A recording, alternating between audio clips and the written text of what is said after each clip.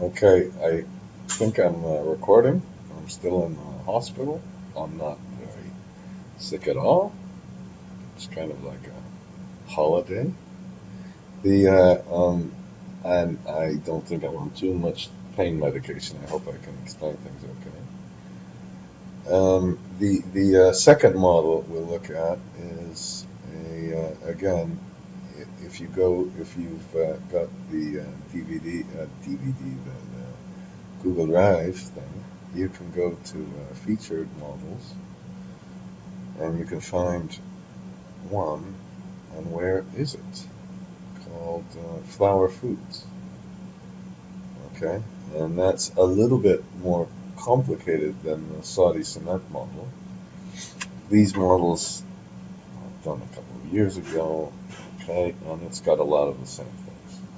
And I'm not going to be really repetitive on this business.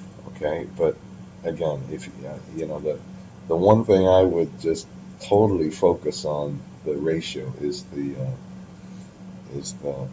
return on invested capital. Look at the assumptions in the context of this. So here's our share value, and this one has a little switch that allows you to normalize terminal cash flow, which is a big subject. It means the capex have to be consistent with the depreciation and all that.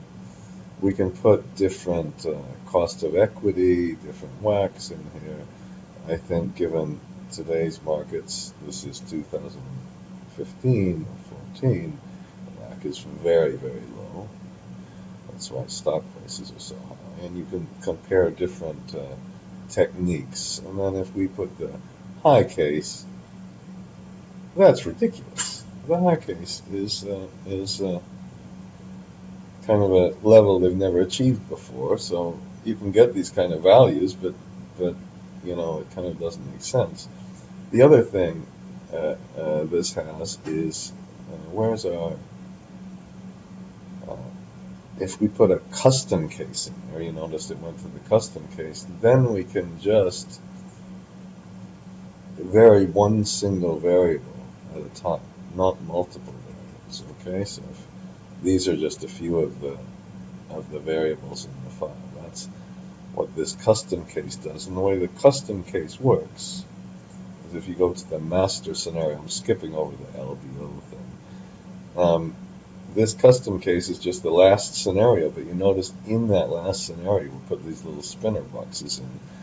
So, excuse me. So you kind of get the best of both worlds. You can either put the numbers in directly, or you can switch them around. And then the corporate model, it's going to all start to look so familiar, but the historic switch is the big one. You notice that that's right up at the top. There are a few other switches. Start with the historic balance sheets and income statements, and then make some assumptions from there. Now, in the next examples, we're not going to simply use the history. I mean, we want to look at the volume sold. We want to look at the surplus capacity in the industry. You want to look at a whole bunch of other things. So these first two models are admittedly fairly simple and fairly standard and kind of dangerous, really, to do. Okay, and then we put in after keeping the models structured means that you start with assumptions about sales, move to assumptions about capex, and you notice on this one there are some assumptions about retirements, which are very important not to distort all of the depreciation. And depreciation is important for a number of reasons, not only the taxes, but if you use this no-pat method, or you look at the last year's profits, if you get depreciation wrong, your income's wrong, and everything else is wrong. And then we get a profit and loss statement and a balance sheet. And it's really, I hope that each of these things are straightforward and it's the same sort of thing. And then in your valuation section, okay, we put some different valuation inputs, put some normalized cash flows in there, and I hope I have a little data table. You know, this is the classic problem, is that we get these dramatic differences in value by changing WAC, which we don't know what it's really doing, or growth rates. I should put this growth rate down here, don't you? Okay.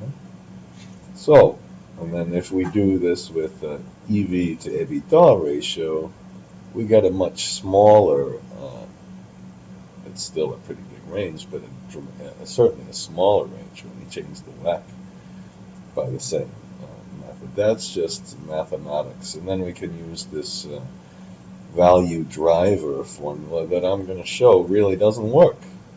But we'll talk about, well, I'll show you some other options to kind of get the best of all worlds. And then the tornado diagram. Maybe you do a little SG&A analysis to see if it's how much is fixed and variable. And this one has a acquisition model in it. And I hope I did some little audits. I didn't finish the audit test. And some of these models aren't exactly finished, but they're pretty close. So that's the Flower Foods case, okay? And there are too many data tables. You know, when you get to the data table and risk analysis section, in scenario analysis, I'll show you an alternative to make a very short little macro that makes a data table much, much more flexible. Okay, I've rambled on and off, I think. Oops, I'm uploading another one. I've gone 6 minutes, so I'm going to